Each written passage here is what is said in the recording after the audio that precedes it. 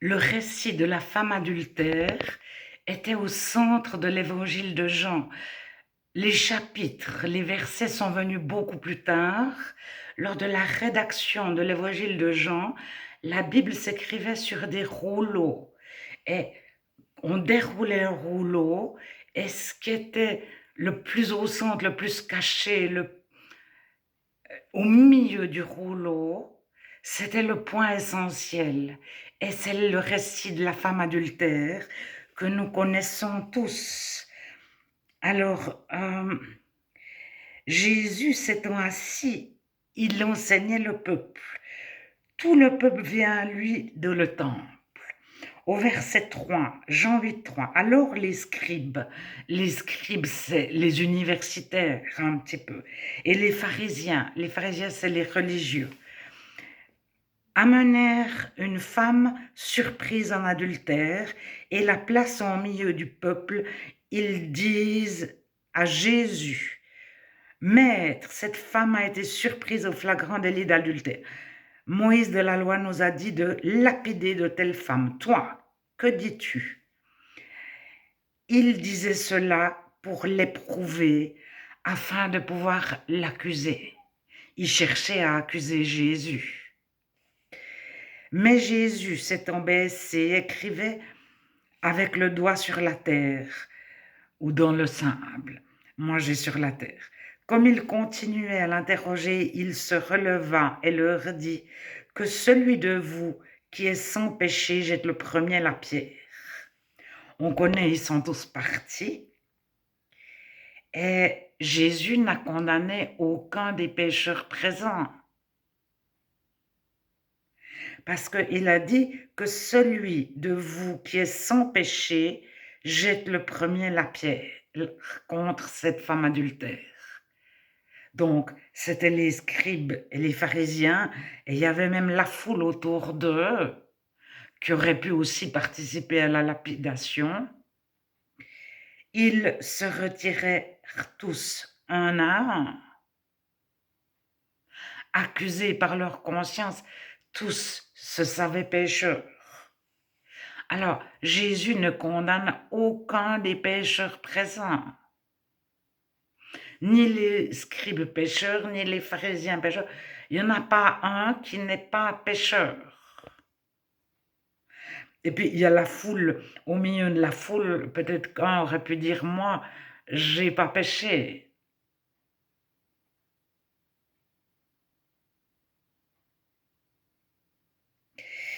Alors, Jésus, je viens d'entendre qu'il n'aurait pas accompli la justice vis-à-vis de cette femme, mais il l'a accompli à la croix, mais autant pour les scribes et les pharisiens que pour cette femme. Alors, je vous propose de lire 1 Timothée 1, verset 15. Jésus-Christ est venu dans le monde pour sauver les pécheurs. Et Jean 3, on connaît beaucoup le passage Jean 3, l'évangile de Jean chapitre 3, il y a Nicodème, les 10 premiers versets.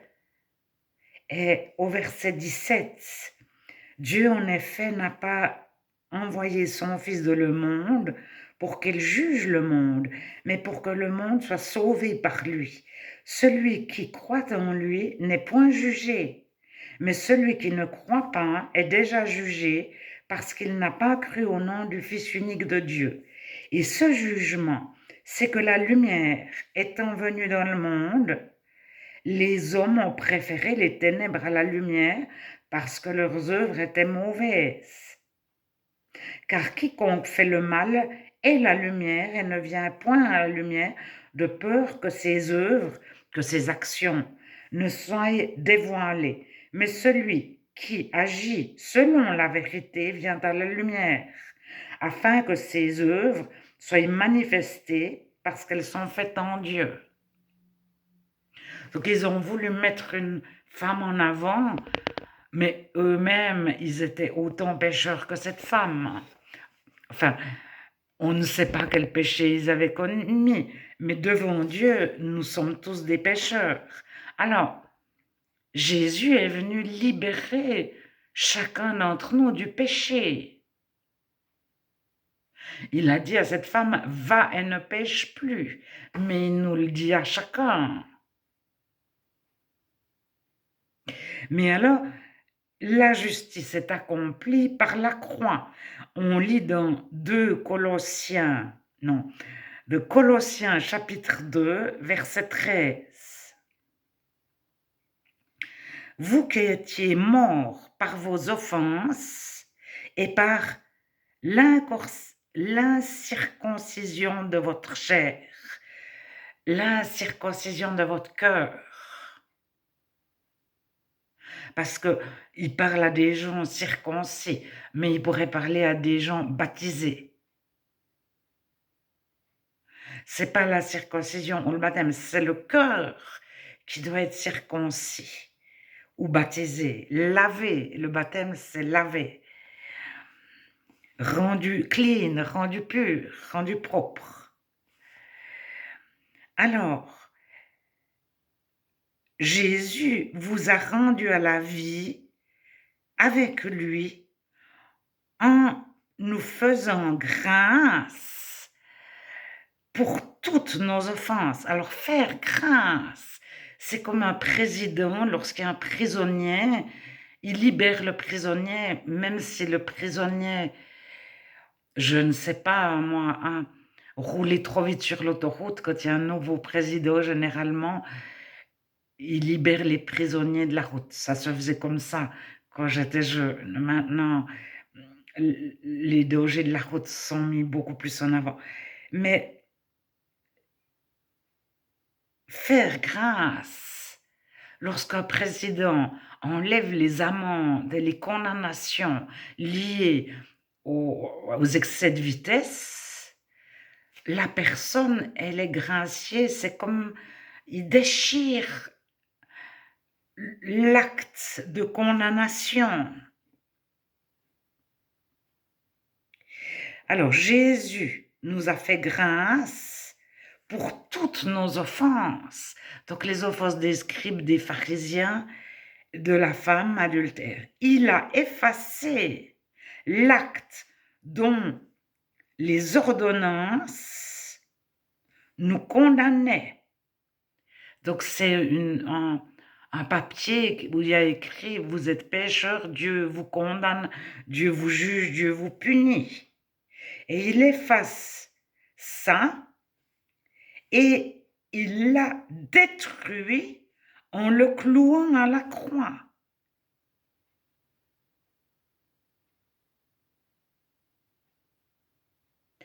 Alors, l'ennemi, mais il nous attaque sur des petites choses. Je vais vous donner un exemple. Dieu m'a dit quand tu te couches, tu dors, tu ne refais pas ta journée dans la tête, c'est pas le moment de prier, c'est pas le moment de réfléchir à ce que tu vas faire demain. Au moment où tu te couches, tu dors. Et moi, je n'ai pas obéi. Je refaisais ma journée, je réfléchissais à des tas de choses. Et l'ennemi, ça a été une porte ouverte pour m'accuser de réfléchir, et je réfléchissais 3 heures. Puis je me disais, si j'avais obéi la première fois, j'en serais pas là.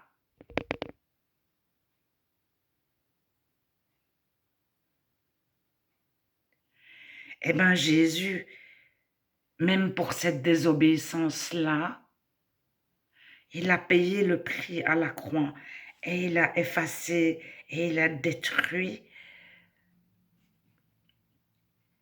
en le clouant à la croix. Il a dépouillé les dominations et les autorités, donc dans les lieux célestes surtout, et les a livrées publiquement en spectacle en triomphant d'elle par la croix.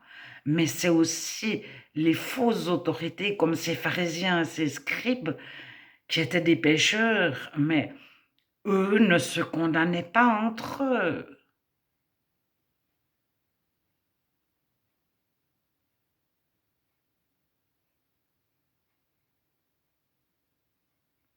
Alors, il se pensait avoir l'autorité de condamner certaines personnes, les autres. Mais en fait, ils étaient pécheurs et eux-mêmes méritaient une condamnation.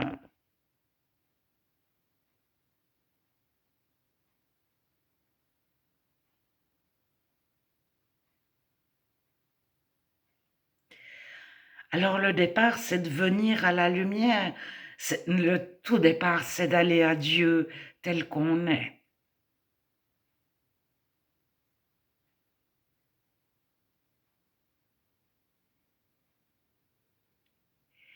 Et au moment où on est mis à la lumière, il n'y a plus de ténèbres.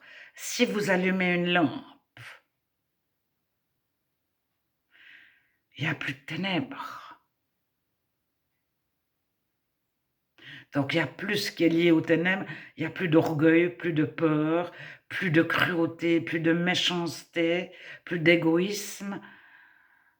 Et puis la lumière apporte la paix, la joie, l'amour, la sagesse, la puissance, la fidélité, c'est-à-dire la foi. Galates 5, 22, les fruits de l'esprit. Au milieu, il y a la fidélité, c'est la confiance en Dieu.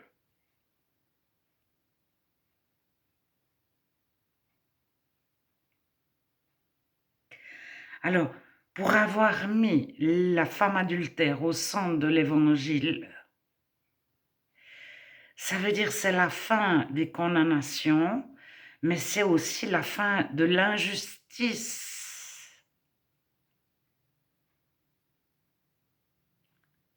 Parce qu'il y avait des scribes et des pharisiens qui désignaient des personnes dans le peuple. On disait, oh, celui-là a péché, celui-là a fait faux, et, ou celle-là. Mais eux-mêmes, entre eux, ils ne se jugeaient pas. Alors Paul écrira, heureux celui qui ne se condamne pas lui-même, parce que ce n'est pas non plus le but.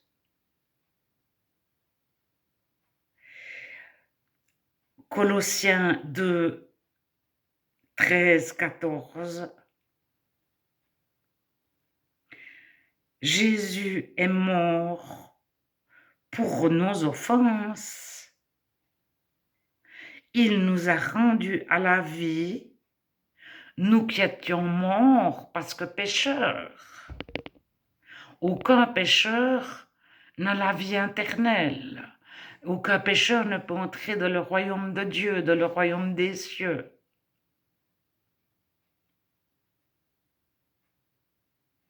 C'est-à-dire personne ne peut. Alors ces scribes et ces pharisiens, eux, ils pensaient qu'ils pouvaient.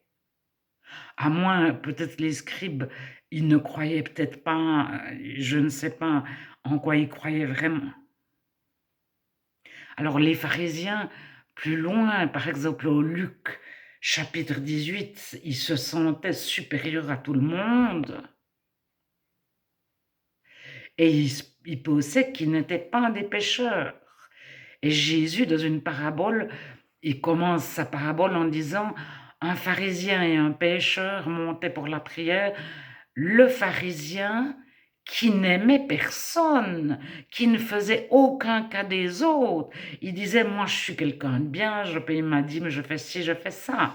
Mais il avait oublié l'essentiel, c'est d'aimer.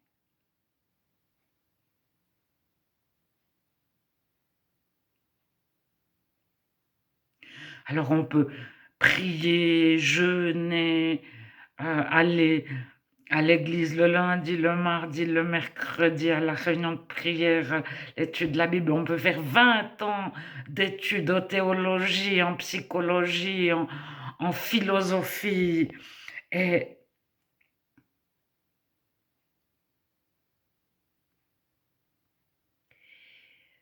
on est un pécheur parce qu'on n'aime pas les autres. Chacun, tous, la femme adultère, le riche, le pauvre, le malade, le prisonnier,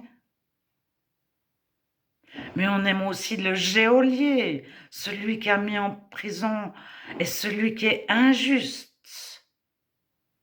Parce que ces scribes et ces pharisiens, ils étaient injustes. Eux-mêmes, ils ne respectaient pas les lois de Dieu puisque c'était des pécheurs, mais ils prenaient un pécheur ou une pécheresse au hasard. Toi, je te condamne. Donc, c'était profondément injuste. Alors, Jésus est venu faire justice pour tous. C'est-à-dire, venez à moi, croyez en moi, et puis j'efface toutes les ordonnances qui vous condamnent. Il les détruit.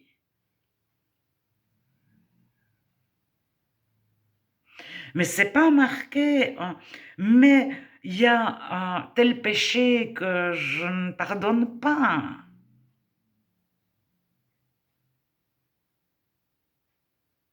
Alors il y a le blasphème contre le Saint-Esprit, mais lisez le contexte du blasphème contre le Saint-Esprit, ben c'est renier Jésus et considérer Jésus comme étant du diable.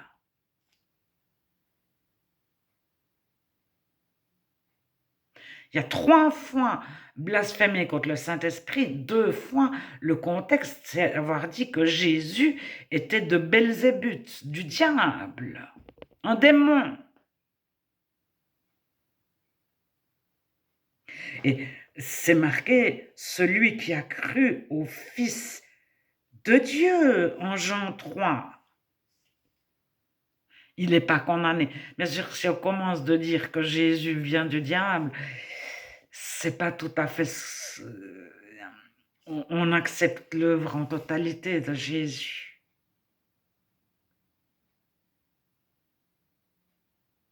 Et le troisième passage, donc il y a 3 fois le blasphème contre le Saint-Esprit. La troisième fois, c'est renier Jésus.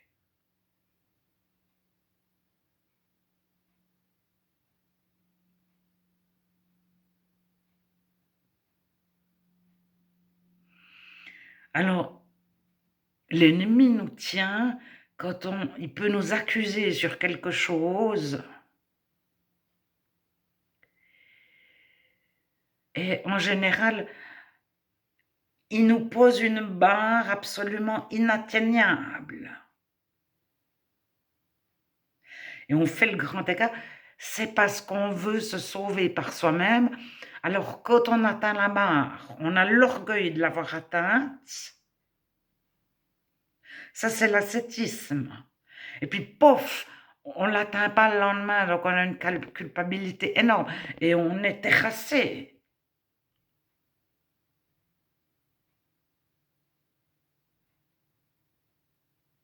Alors, on n'a pas à atteindre une barre. C'est Jésus qui a atteint cette barre, parce que d'aimer tout le monde, tous, mais le plus ignoble comme le plus doux, sympathique, etc.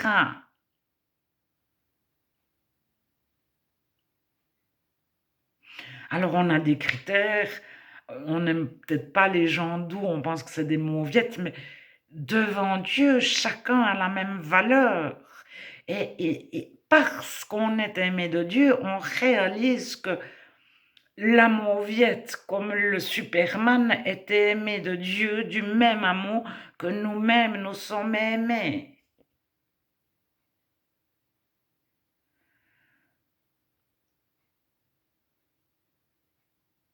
Mais cet amour, on ne peut pas le produire si on n'a pas, si on ne se sait pas profondément aimé de Dieu.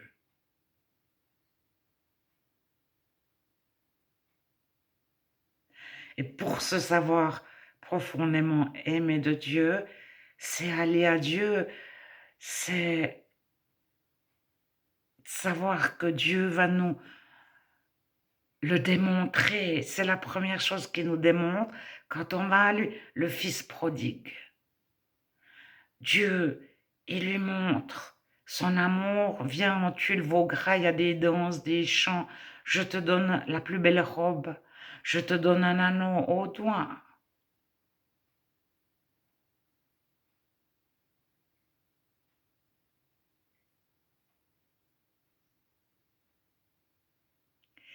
Et c'est peut-être une semaine après que le fils prodigue a pleuré, mais qu'est-ce que j'ai fait d'avoir quitté la maison de Dieu, la maison du Père,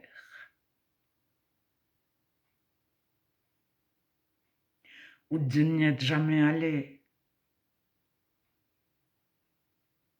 Mais au moment où on a le désir de savoir qui est Dieu, au moment où on le cherche, il se laisse trouver et on reçoit tout, la totalité.